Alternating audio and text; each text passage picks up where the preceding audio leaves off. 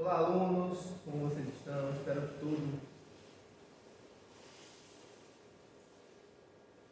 Olá, alunos, tudo bem com vocês? Espero encontrar todos vocês bem e com saúde. Para quem não me conhece, eu sou o professor Pedro e vou estar ministrando as aulas de matemática para vocês a partir de agora, tá? Então sejam muito bem-vindos à nossa primeira aula de matemática do ano de 2023, aqui do eixo 2. E para a nossa primeira aula, resolvemos trazer um conteúdo muito bacana, que é a história dos números. Número é algo que nós vemos todo dia, seja nas datas, no horário, no velocímetro do carro, por exemplo, seja para contar dinheiro, mas a questão é de onde vêm os números, como eles surgiram, como surgiu a necessidade de contar. Isso é o que vamos ver a partir de agora, tá? Então, primeiramente, o que é o número? Como muitos de vocês já devem imaginar, o número vai corresponder aí a um termo, um conceito da matemática que é utilizado para três coisas: descrever quantidade, ordem ou medida. Então, quando eu falo assim, 2 kg de feijão, 30 metros, primeiro lugar na corrida, 10 horas da manhã, tudo isso vai corresponder ou à quantidade, ou à ordem, ou à medida. E para descrever essas três coisas é necessário números, tá? Lembrando que esses números podem ser representados por meio de um numeral, pode ser expresso por meio de sons, como eu estou falando aqui agora, por meio da voz, e também pode ser expresso por meio da escrita, tá? Então vamos lá, vamos descobrir como que esses números surgiram, por que eles surgiram, como aconteceu todo esse processo, tá? Primeiro de tudo, temos que voltar lá na era primitiva para entender como que aconteceu todo esse processo. O homem primitivo, gente, vivia daquilo que a natureza oferecia para ele, seja água, frutos, raízes, ovos, mel. Só que ele não tinha necessidade de contar, porque tudo que ele precisava para sua sobrevivência tinha de maneira praticamente ilimitada. Então não tinha por que contar, não tinha por que estar observando a quantidade que ele tinha.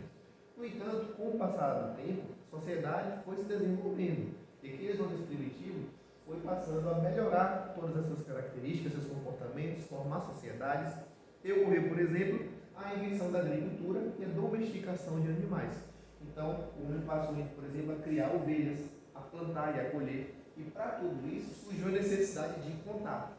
Ele deveria saber quantas sementes ele ia plantar, ou então quantos pezinhos eles iriam semear. Ele tem que saber também quantas ovelhas ele tinha no pasto, por exemplo. Então a necessidade de contar veio. E aí ele foi aprendendo a contar, começando a descobrir o número, começando a descobrir como que ele podia registrar a quantidade de coisas que ele tinha. E aí nós vamos para uma pequena linha do tempo entender como que ele contou a partir, ao longo da história, né? Quais são os mecanismos que os homens usaram para conseguir contar o que ele tinha no decorrer da história.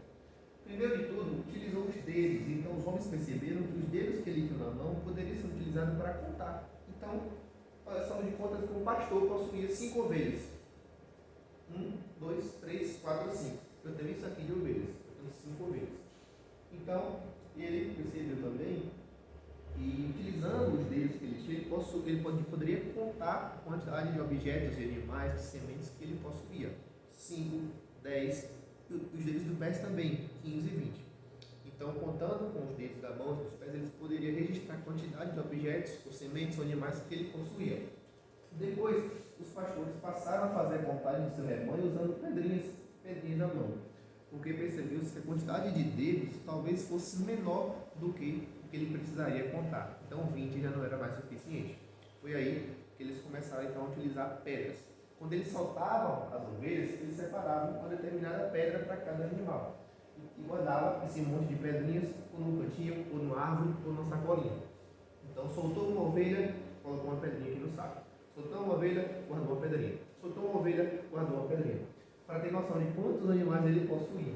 Quando os animais voltavam, ele pegava esse monte de pedrinhas e ia contar, retirando uma pedra para cada ovelha que chegava, no intuito de conferir a quantidade. Então, se tivesse mais pedras do que ovelha, ele percebia: ó, está faltando ovelha, perdi alguma ovelha, tenho que procurar. Mas tinha um porém. Aliás, outros povos utilizavam também sistemas para fazer contagens utilizando cordas. É outro ponto que é interessante nós trazermos também. Os incas, por exemplo, foram povos que habitavam a América do Sul. Eles utilizavam um instrumento chamado de fipo, que era uma corda estendida, e essa corda possuía outras cordas puxadas assim, porque através dos nós que eram feitos nessa corda principal, ele conseguia registrar a quantidade de coisas que ele precisava. Então, lembrando que que a quantidade de nós e a sua posição era muito importante também. Mas como eu estava falando, tem um porém em todos esses sistemas de cálculo. Levantar os dedos, então contar 1, 2, 3, 4, 5, permitia saber, no momento, a quantidade de coisas que eu tinha. Porém, não permitia registrar. Então, eu tenho aqui 5 ovelhas, 1, 2, 3, 4, 5. Vou sair. Quando eu voltar, eu tenho 4, como é que eu vou saber a quantidade de ovelhas que eu tinha? E se eu esquecesse a quantidade de coisas que eu tinha? Então, eu poderia usar o dedo para contar naquele momento, mas eu não podia registrar aquela quantidade.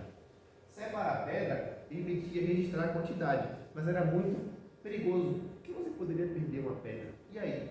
Para saber de fato a quantidade de ovelhas que aquele pastor possuía. Era algo que também não era muito seguro. O que, da mesma forma, não era seguro.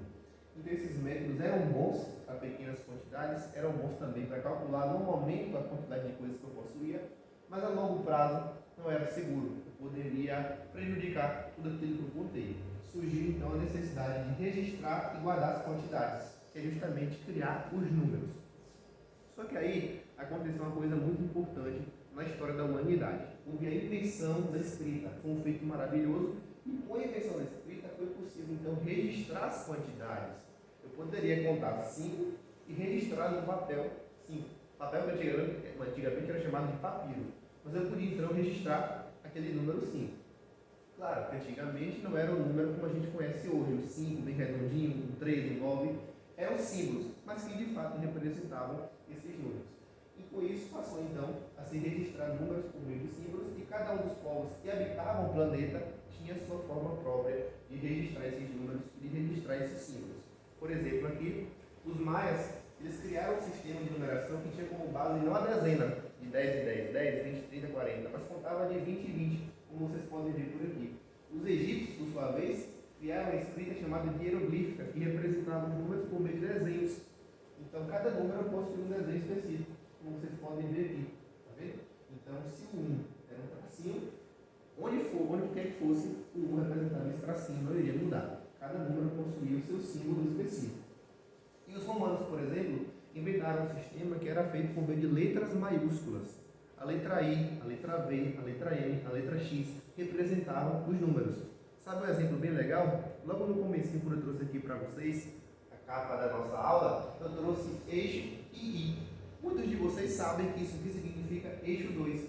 E esse I é justamente a escrita romana, a numeração romana, que foi utilizada por muito tempo, hoje ainda é utilizada. Então, eixo e I é eixo 2. Isso aqui é a prova que existiu e ainda existe a escrita romana, a forma romana de representar os números. E aí entramos num ponto muito interessante. Os números romanos, e não só os romanos, mas os egípcios, os maias, aqueles números eram muito bons para contar. Poderia registrar, só que tem um porém, não era possível calcular as quantidades. E aí então, eles foram sendo substituídos por algarismos indo-arábicos, que foi uma numeração um pouco mais específica, muito voltada para a que nós temos hoje, que foi criada pelos índios e espalhada no mundo pelos árabes. Então, a nossa numeração hoje é chamada de numeração indo-arábica. Se vocês pararem para analisar, essa numeração indo-arábica, como foi criada, possui traços muito parecidos com a numeração que nós temos hoje. É para isso como parece um 6, um 7, um 5, um 8, 7, 4. E hoje nós temos uma numeração atual que é representada pelo 1, 2, 3, 4, 5, de uma maneira muito mais delicada, mais redondinha, para que a gente possa se expressar melhor e conseguir registrar tudo aquilo. Tá? Então, essa foi a nossa aula. Espero que vocês tenham compreendido todo o conteúdo. Foi assim que surgiram os números, foi assim que toda essa maneira de escrever, de registrar e de contar foi surgindo. Espero que vocês tenham compreendido. Qualquer dúvida, pode deixar nos comentários. Um forte abraço a todos.